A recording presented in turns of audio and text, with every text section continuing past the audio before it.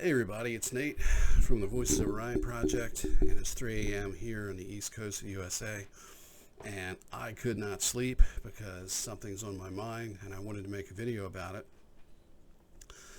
And to start, I just want to say that a couple of months ago, probably within the last 2 to 3 months, I was watching Earth Files with Linda Moulton Howe, and I don't remember if it was in the Q&A session or if it was part of the program itself, but she recounted a meeting that she had with somebody from the military.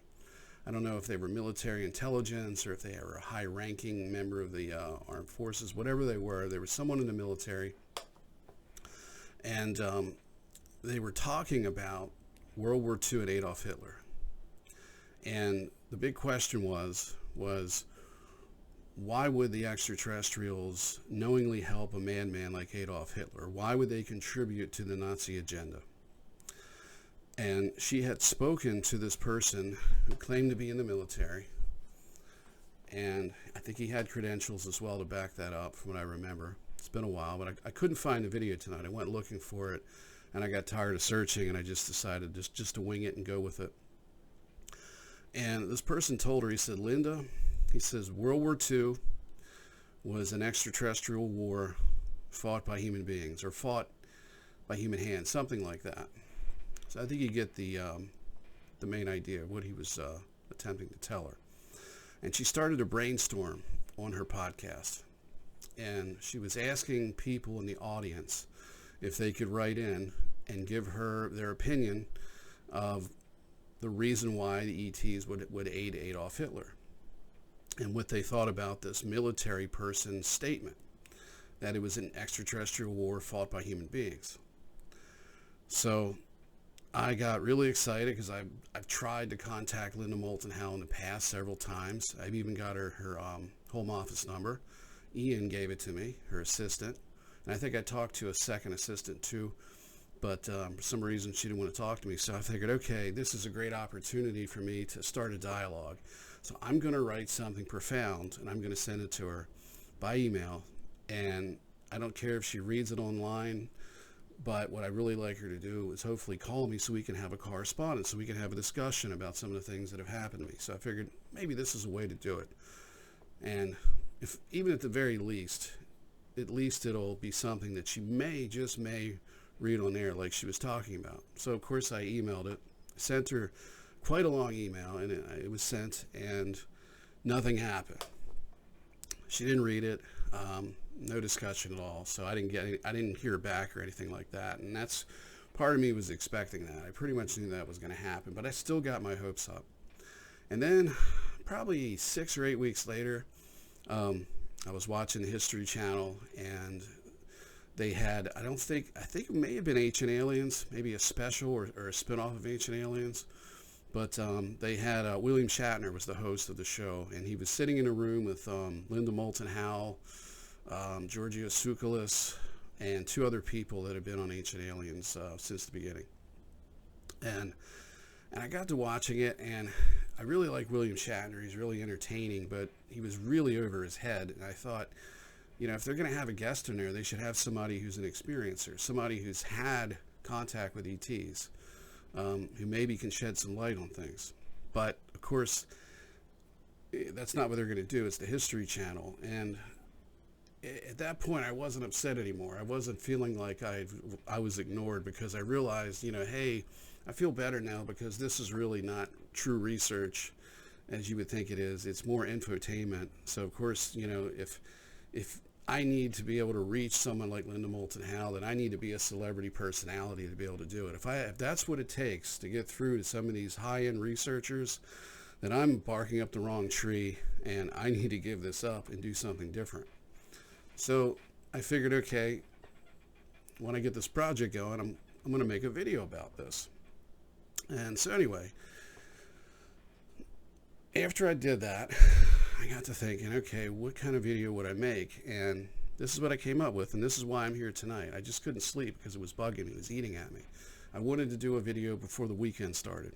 I wanted to start my subscribers off with something right away on Saturday morning or Saturday afternoon, whenever I get this uploaded. And just to get the whole thing going, because I've got a list of videos that I want to do in the next few days, and I wanted to get this one out of the way. So I'm going to explain to you exactly the reason why the ETs helped Adolf Hitler. And I'm going to help you understand something. And what I'm going to help you understand is a way to understand the ET agenda. Because if you look at the methodology that the ETs employ in these programs, most of the time you're not going to understand why they're doing it and what their overall agenda is, what the end game is. And that's because they do things in an unorthodox way. And if you attempt to understand their agenda through the eyes of a human being, through the things that you've experienced in this world, in your lifetime, no matter how educated you are, especially the more that you've immersed yourself in the academic field, the less you're going to understand. Because the academic field has an agenda, which is to keep the discussion of the extraterrestrial presence off the table. They absolutely do not want to talk about it, and they're just starting to talk about it now because the government has to give the public a little bit of disclosure. But we're still in that major part of the main part of the, what I call the denial phase. So anyway, keep that in mind. The reason why the extraterrestrials helped Adolf Hitler and why they gave Adolf Hitler not just technology, but they influenced Adolf Hitler to create a master race, because Adolf Hitler observed these ETs, and there were ETs that looked like me. They had blonde hair, they had fair skin, same eye color as me, and he thought, okay, that should be the master race. Now, if he had any sense, he'd realize that white skin is not a great skin color for the master race on this planet, because we burn and get skin cancer at about, I think the rate for all of the other types of skin, for skin cancers is about 5%, with Caucasian fair-skinned people making up 95% of the skin cancer cases. So that should tell you that Adolf Hitler didn't know what he was doing. But at the same time, they probably didn't have those statistics either. So anyway, getting into what I was saying is that Linda Moulton Howe had assumed that what was going on is that one extraterrestrial race that looked like Caucasian human beings had an agenda, had a racial-based agenda, where they wanted the earth to be populated with people that looked just like them. And she theorized that there were other races that looked like the other races here that we share the space with, and that those races were attempting to go to war as well, but they were doing it through humans. So they were trying to get, so one side that looked like me was trying to get Adolf Hitler to dominate the world and create a master race that looked like them. So it was a rather silly hypothesis. And it's based on exactly what I told you not to base this on, which is what you see around you in your own society, what you're accustomed to. And that's a mistake. You have to look at it from a different perspective. You have to think outside the box, unlike the researchers. And that's why they're only going to go so far with this. What you need to look at is the end result. And what is the end result? Well, for one, you can't go and look up when there was phone books. Now we have online directories. But there used to be a phone book that would come out when I was a kid and throughout most of my adult life. It was called the White Pages. And in the White Pages, it was all the residential numbers that had an account with the phone company. So it was every household. It would have the name of the person, it would have their address and their phone number. And I would always go in there and I'd always look for Hitler. Where's the Hitlers at? Who would take the name Hitler? And there was never anybody in there. Nobody takes the name Hitler. Nobody wants to name their child Adolf either. In fact, about 10 years ago, there was a married couple here in Maryland that named their son Adolf, and Child Protective Services actually tried to take the child from them, and it was on the news. So they take this very seriously. Adolf Hitler was a monster, was a terrible person, and did a lot of harm to the human race. And if he would have succeeded, then you could only imagine what kind of horrors we'd have today. I would say probably it would be a little bit worse, but I think we're kind of catching up with the type of people that we have now running things. But what you have to understand is that we're being socially engineered on a planetary scale. And what you have to look at is the end result, like I was saying. So the end result is there's an aversion to Adolf Hitler, but not only that, there's an aversion to that type of mindset, to that level of evil, and to that level of tyranny. So when people think about a tyrannical government or a tyrannical leader, the first thing that comes to their mind isn't Chairman Mao from China. It's not Pol Pot. It's not Joseph Stalin. It's not Mussolini. It's not any of these other people that have been thought to be really terrible tyrants in history. It's Adolf Hitler. And if you are engineering a population, one of the goals you may have is to create a necessary evil in society so that society learns a lesson from it. And in the case of this world, Adolf Hitler was the necessary evil. So what the ETs did is they influenced Hitler. He was also influenced by rich, I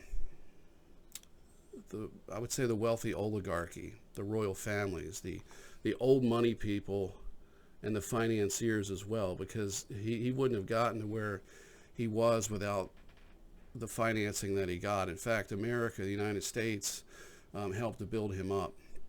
He was actually in Time magazine and was portrayed as a humanitarian prior to starting what he did. But Hitler became the measuring stick for evil. And that was a necessary need in our society because, unfortunately, a lot of people died, and there was a Holocaust, and there was all these horrible things that took place. But it was a necessary evil that had to be, that had to manifest itself, so that humanity can learn from it. And that's the end result of what you see. The end result of Adolf Hitler's reign and his attempt to take over the world was that we all learned a lesson. Now, if you think about it, and you go through history, I'm sorry I had to burp there. I'm not going to edit that out, by the way. This is live me. You're getting it in the raw tonight. I'm not going to do something perfect. So anyway, that's the purpose of Adolf Hitler. And you have to look at it from that perspective. You have to look at it that we're being socially engineered by a much, much higher culture that has control at a subconscious level and literally at a social level to some degree. So keep that in mind. So now let's move on to the Skinwalker Ranch. Now, the Skinwalker Ranch is quite an interesting place. And if you go online and you look up various articles, because right now that the show has been running, its second season has just finished up on the History Channel. It's called The Secret of a Skinwalker Ranch. It's a very good show. I highly recommend it if you haven't seen it. And if you already have, I recommend you watch every episode at least twice. I highly recommend it because that's what I've done. Anyway, several hundred years ago, and it may have gone back much farther than that, Indian tribes were experiencing paranormal activity in that area. I think they consider that to be a valley or just an area. And so depending on what you read, I've read on the History Channel that the phenomenon goes back 200 years. Linda Moulton Howe, I caught that on one of her podcasts as I was looking for the other information about Hitler. She said it goes back 300 years. I read a couple of other articles, and they only refer to going back to 20 or 30 years because they're part of the rational skeptics society types. And if you notice, rational skeptics never question authority. They never question the governments. They're not really skeptics. They don't really embrace the scientific method like they say they do. They're more like quackademics with a political agenda. So anyway, never mind them. So you have this place where these things are happening at for several hundred years. Let's just say 3 centuries for the sake of argument. Then a few decades ago, a family purchased this ranch, and I've heard that they were Mormons, and they kept the ranch for a period of time, and they started to experience animal mutilations and a lot of other nasty things. So they sold it to a rich aerospace tycoon who then formed an organization or a company called the National Institute for Discovery Science, referred to as NIST. And they did a research study that was contracted, though they actually were contracted by the federal government. I don't know if it was what part of the military it was, or intelligence agencies, or just the federal government in general. I didn't do my homework on that. I was in a hurry to do this video, but you can look that up. That's easily, that information is easy to find. And for 10 or 20 years, however long it was, depending on which article you read, because I read 3 articles and had 3 different estimates on how long this NIST project was going on. But they did research that was completely classified. The results of the research were never published. At the end of the research project, the property was sold to a very, very wealthy real estate developer, who then apparently, which there was no history on this part of it, I don't think there's been an interview with this guy, but he's on the show. He's the guy that shows up in a helicopter and is always wearing a suit and probably sweating himself to death, where everybody else is wearing, fairly like outdoor clothes, and they're actually dressed for the occasion, and he's in a suit and and it's probably pretty uncomfortable. So I have to sympathize with him there. I can't handle the heat myself, but it is a dry heat. So anyway, he bought the property, and according to the article that I read, it was 2016, and he apparently pitched the idea to the History Channel, who jumped right on it, because this was a big opportunity. Because finally, after all of this time and after all of these rumors, the public finally gets to learn what's the secret of Skinwalker Ranch is, which is why they named it that. So let's take a look at this from start to finish. You have phenomena that's taking place for at least 3 centuries. This leads to a family purchasing the property at some point, and it probably went through other hands as well. The articles didn't get into that. The occurrences at the property and in the area catch the attention of the government. They hire a contractor that purchases the ranch. I don't know which happened first, but they hired this contractor to do top secret research to investigate the phenomenon. It's kept secret, just like everything else that we're dealing with when it happens to be related to extraterrestrials. So then that project ends, and then we get into a project run by the public sector, and it's being basically run by the History Channel. So, and of course the owner. So anyway, you have this situation. So what really do you have? And what you have is you have another example of planetary social engineering. And the reason you have it is because when I asked about this, I asked my ET contacts about this, and I did it, I don't know exactly, I don't remember when I asked, but it was within the last year, and then I had asked some other questions recently, not too long after the first season started, because then I was interested in it again. I had heard some presentations by George Knapp, from Las Vegas. He's a radio show personality who's into these subjects. I heard his presentation. It was very intriguing. I really enjoyed it. And if you haven't seen that, look up George Knapp on YouTube and the Skinwalker Ranch. And I think it's at least an hour, maybe an hour and a half, and it's an incredible presentation. And he was able to actually get involved with a government project and was allowed to talk about some of that information. So anyway, getting back to what I was saying, you have this phenomena going on. Now it's in the hands of the History Channel. So what do you have here?